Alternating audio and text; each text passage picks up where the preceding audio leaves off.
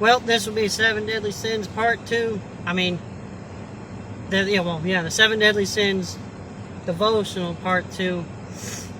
Because my video cut off at 10 minutes. Which is awful. I need to get a camcorder. This way so I can stay accountable with this and keeping a good hearty mood for life and all that sweet jazz. Okay. The power of gluttony continued. We stopped off at talking about how people drink and throw up and drink and throw up and eat and throw up and eat and throw up and continue to eat and throw up. Which is crazy. No individual or nation given to drunkenness and gluttony can expect a blessing from God.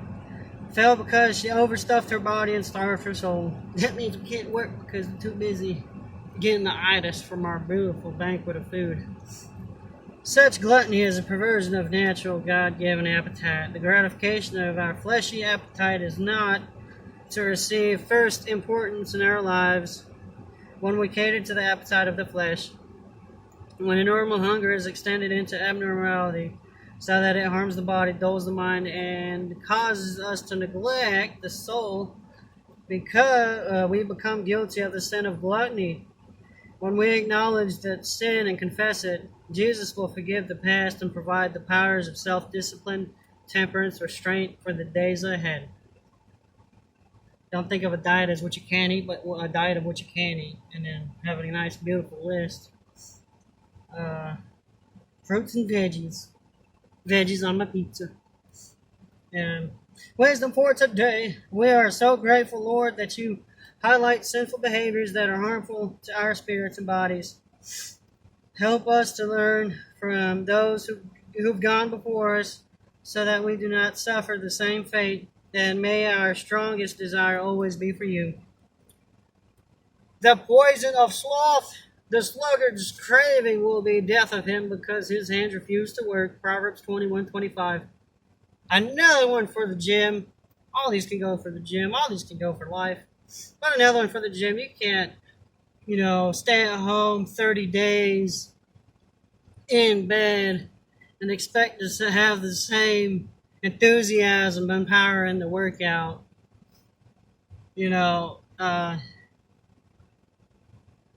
And I've had those, so I try to make it to the gym, but if work decides to not let me go or things, whatever, you do have a resting strength is what I'm going to call it, is, your base strength on, if you didn't exercise, you remain to have that strength. And if you have, if your mind's not all there and, you're easily to forget or whatever, you will tend to forget how strong you really are. Or, vice versa. If if your eyes are bigger than the weights, like, the plate is bigger than your stomach, you don't want to, that's why spotting was invented, because if your eyes are bigger than the weights, you will need help. And I have needed help. Recently maxing out, but other than that, I try to be cautious, and whenever I have a friend that worked out with me, we ended up doing maxes, and it was all nice and cool and all that stuff. So I please pray that the gyms can be open pretty soon. Well, as soon as possible. But I will indulge in the home workout, that is, at home. I have a boxing bag, so I'm pretty much set. I miss the gym.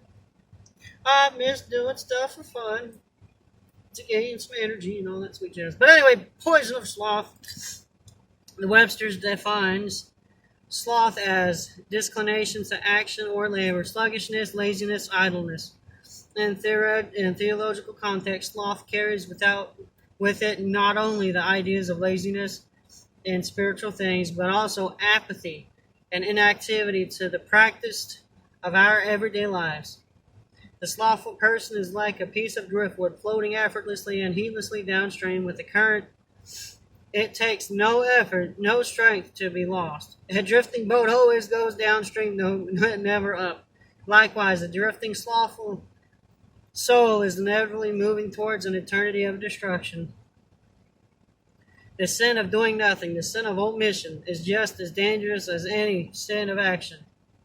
a commission you don't have to do anything to be lost. Just do nothing. Just be slothful about your soul. Tragically, thousands of Christians are slothful. Also, when it comes to prayer, worship, reading the Bible, witnessing for Christ, helping neighbors in need, giving to charity, giving God's word, or giving to God's word. A stubborn, slothful spirit is great hindrance to receive Jesus' forgiveness and transforming power. Don't let this happen to you. I've, for one, many of times have fallen into the power of the sloth, because who would rather, do their daily dues when they would rather watch anime or take naps or do nothing, or all the above of doing nothing. Because doing nothing feels nice, but the day goes to waste and you are still in the same place or drifting down the stream, taken by the current of life, doing jobs that you don't want to do because you failed to study or you went out and partied with your friends. I've done that too, without, and not take any seriousness to what you're studying and have any plans to apply it in your life as soon as you're done with college or as soon as you get the chance. Because, you can have all the knowledge, and when you get the chance to show off your knowledge and it doesn't come through because you are slacking off, or, because you're slacking off or thinking of other things, just, downtrodden because of life and all that stuff. And it just makes the situation worse because you had the knowledge, you had the ability, but you failed in a certain way, and then that'll lead to more failures because of one failure, which could have been a big one, but, and it drains on the mind and it drains on the spirit to even consider trying to learn new things. And I've been in that boat as well. For wisdom for today, Father, we do not simply drift through life. We don't want to look back and see missed opportunities for growth and service. Help us to be obedient in our efforts to become more like you. Last but not least, the poison of greed. From the least to the greatest, all are greedy for gain. Jeremiah 6:13. If you haven't been greedy for gain and you've been tempted, well, I believe there's strong moments in everybody's life where they're going to be greedy for gain just because of the world, preaches so much in money, which is definitely important. But if you let the drive for money overshoot your calls for peace or whatever that you want instead of money, but money can grant peace, but the pursuit of money and more abundance than you could have, is just kind of a waste of time because you can't keep it to an extent. But that's neither here or there. And then you got the greed of gains, which will make you more irritated, agitated, aggravated every time you miss the gym day or have a lousy gym day because your mind wasn't in it. And that power of motivation through greed of gains will rot your mind to be angry with everybody until your goals will be met. And I've been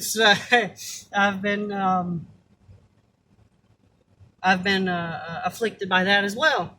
So all of these, I'm pretty sure I've done multiple times. So this is my confessions. A close relative of continuousness, greed is quite possible the parent of more evil than other sin. Greed cheats, robs, murders, and slanders in order to achieve its desires. And each of us is born with greed in our nature. The Bible teaches the greed is idolatry because it places things in the center of our lives instead of God. We in America, for instance, are so bent on making money that we do not have the time for God and His spiritual disciplines. It is not a sin to be rich, but if our riches have choked out our spiritual life, then being rich has become a sin, and we are poverty stricken in God's sight. Furthermore, the love of money corrodes the human heart, spoiling our happiness and setting us in conflict with one another.